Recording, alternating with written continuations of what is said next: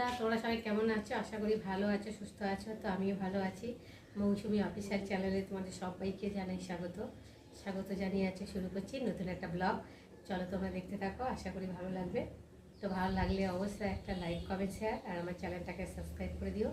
তো চলো, আমি এখন 10টা বাজে আর আমি এখন রান্না বসিয়েছি। তো আজকে ওয়েদারটা তো ভীষণ খারাপ।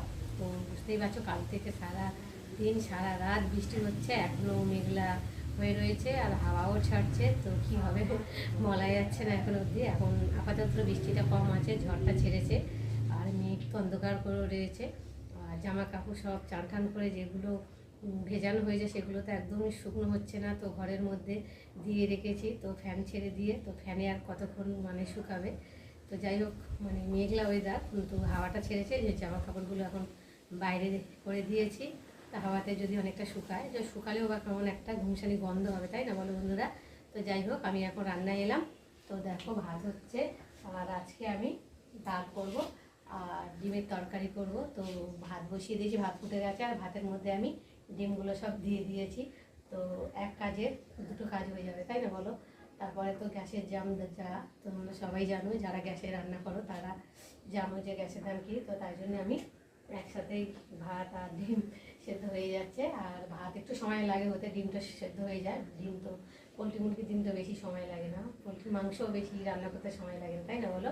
তো দেখো, এখন আমি ভাতের মধ্যে ডিমগুলো দিয়ে দিয়েছি আর ভাতটাও ফুটে গেছে আর ডিমগুলো ফেটে গেছে, ডিম সেদ্ধ হয়ে গেছে। এই দেখো, দেখতে পাচ্ছি, এই দেখো ডিম সেদ্ধ হয়ে গেছে আর ফেটে গেছে। এখন ডিমগুলো আমি তুলে নেব করে। কী করবো, ভালো লাগে না। বাড়িতেও তেমন সবজি টবজি নেই, তো ভাবলাম আজকে ডিমের তরকারি আর ডাল করবো। ভাবছিলাম একটু বাজারে যাব, তো ইচ্ছা করলো না। আর এই বৃষ্টিতে গিয়ে আবার এসে জামা কাপড় ছেড়ে আবার জামা কাপড় ধোয়া ভালো লাগছে না। আর ঘর ভর্তি হয়ে রয়েছে জামা কাপড়, কোথায় মেলা খেলা যাবে, ওই জন্যে আর গেলাম না বাজারে।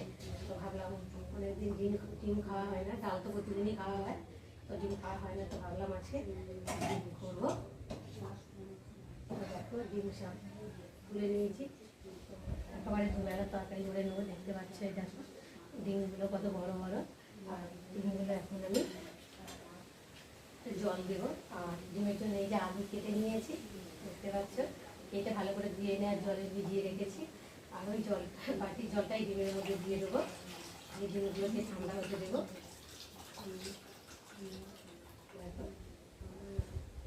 আর ডিমের জন্য একটু মশলা করে নিয়েছি। আমরা তো বাটা মশলা খাই, কেনা মশলা, গুঁড়ো মশলা খাই না। তো তার জন্যে রসুন বেটে নিয়েছি, আদা জিরে বেটে নিয়েছি। আর এখন পেঁয়াজটা কাটবো, একটা কাটে নিই। আর ডিমের তরকারিতে আজকে আমি টমেটো দেবো, শুধুই করবো তরকারিটা টমেটো ছাড়া। চলো তোমরা দেখতে থাকো। আর এখন আমি দেখো ডিমগুলো খুব একটা ঠান্ডা হয়নি, যদিও হাতে ধরার মতো ঠান্ডা হয়েছে। তো আমি একে একে এখন ডিমগুলোকে ছাড়িয়ে নেব। একটুখানি করে ভিজে যায়, গরম হয়েছে আর একেবারে ঠান্ডা হয়ে গেলে তো ডিম উঠতে চায়, খোসা উঠতে চাইবে না। এই জন্য হালকা গরম থাকতেই আমি ডিমগুলো ছাড়িয়ে নেব। দেখো কি সুন্দর উঠে গেল ডিমগুলো, দেখতে পাচ্ছে। দেখো,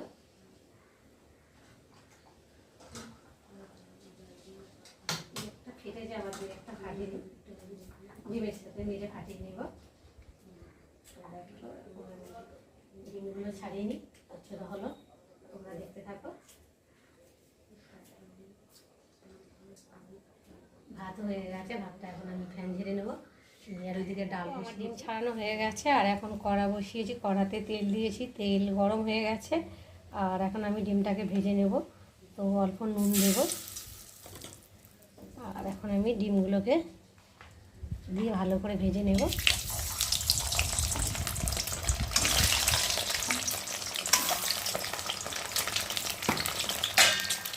আর দেব হলুদ।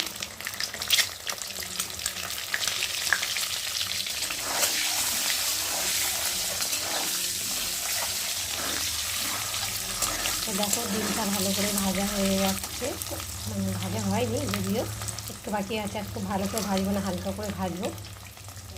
তো ডিম তো আবার ঝোলের সাথে ফুটবে, তার জন্য ডিমের স্বাদ থাকবে না, এই জন্য আমি একটু হালকা করে ভেজে নেব। দেখতে পাচ্ছ হালকা করে ভেজেছি। আর এখন আমি ডিমগুলোকে তুলে নেব।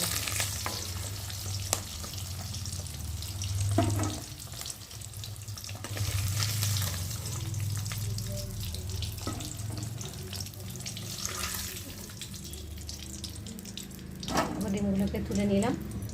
আর এই তেলের মধ্যে আমি এখন ফোড়ন দেবো, জিরে ফোড়ন, আর দেবো শুকনো লঙ্কা দিয়ে জিরেটা একটু ভালো করে ভেজে নেব।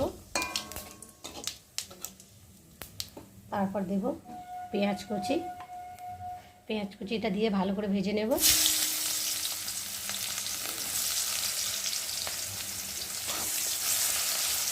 পেঁয়াজটা একটু লাল লাল ভাব হবে।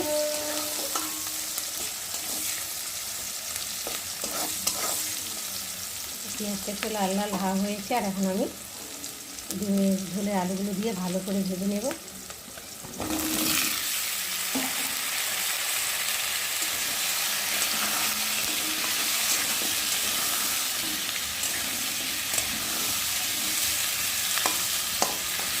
মাছটা একটুখানি রাইজা করে নেব, কারণ রসুনটা দেওয়া হয়নি তো। রসুনটা তেলের মধ্যে না দিলে কাঁচা গন্ধ বেরোবে, তার জন্য আমি একটু আলুগুলো সাইড করে আর রসুনটা মাঝখানে দিয়ে দিলাম। রসুনটা একটু ভাজা ভাজা হবে। আলুগুলো ভাজা ভাজা হয়ে গেছে, দেখতে পাচ্ছ লাল লাল হয়ে গেছে আলুগুলো। আর এখন আমি এর মধ্যে মশলা দেবো। একসাথে সব মশলা করে নিয়েছি, দেখতে পাচ্ছ। আদা বাটা, জিরে বাটা, লঙ্কার গুঁড়ো, হলুদ, নুন আর রসুন তো আগে দিয়েই ভেজে নিয়েছি। তো চলো এখন মশলাগুলো দিয়ে ভালো করে আলুটা কষিয়ে নেব।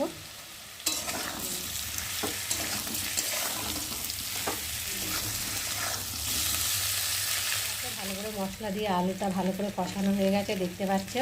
আর আলু থেকে ভালো একটা গন্ধ ছেড়েছে, ভীষণ গন্ধ।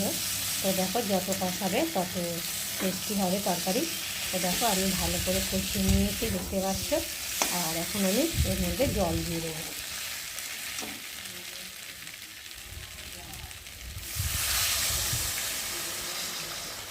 খুব একটা বেশি জল দেবো না, একটু মাখা মাখাও করবো। তো ডিমের ঝোল তো বেশি ঝোল ঝোল ভালো লাগে না, মাখা মাখা তরকারি করবো হলে তাহলে ভালো লাগে, তাই না বলো? তো অনেকে আছে ঝোল খাওয়া, আর অনেকে আছে কষা কষা খাওয়া, সবার খাওয়া তার সমান না, তাই না বলো? যাই হোক, আমি যেমন করে রান্না করি আর যেমন খেতে ইচ্ছে করে আমি তেমন করেই করি, আর তেমন করেই তোমাদের সঙ্গে শেয়ার করি। তো দেখো তরকারি কালারটা দেখতে পাচ্ছ, কতটা লাল লাল কালার হয়েছে। তো খেতে কেমন হবে এখনও জানি না, যদিও এখন ঝোল এলাম 5 মিনিট পরে ঢাকা খুলতে। তো চলো ঢাকা খুলে দেখি কি হচ্ছে। তো দেখতে পাচ্ছ ঝোলটা টকভক টকভক করে ফুটছে, আর ঝোলটা অনেকটাই কমে গেছে। আর দেখি এখন আলুগুলো কি সেদ্ধ হয়েছে নাকি। তো দেখো আলুগুলো সেদ্ধ হয়ে গেছে, খুন্তি দিয়ে দেখলাম, ফাটিয়ে আলুগুলো সেদ্ধ হয়ে গেছে। আর এখন আমি আলু ঝোলের মধ্যে ডিমগুলো দিয়ে ভালো করে ফুটিয়ে নেব। ডিমটাকে একটু ঘেটে দিই ঝোলের সাথে।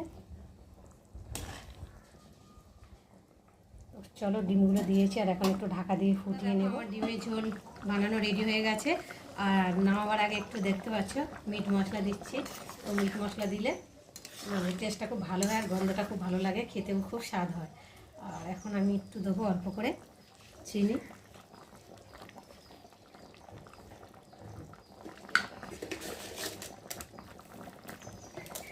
চিনিটা দিলাম, দিয়ে একটু ভালো করে নেড়ে নেব।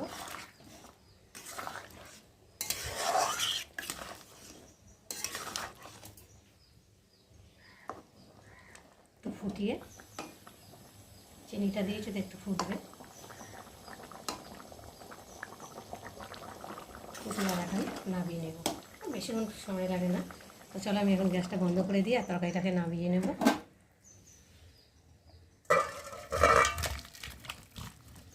তো বন্ধুরা, আমার ডিমের ঝোলের রেসিপি কেমন লাগলো তোমরা কিন্তু অবশ্যই কমেন্ট করবে। আর ভালো লাগলে লাইক কমেন্ট শেয়ার করো। আর আমার চ্যানেলে যদি নতুন হয়ে থাকো তো চ্যানেলটাকে সাবস্ক্রাইব করে দিও।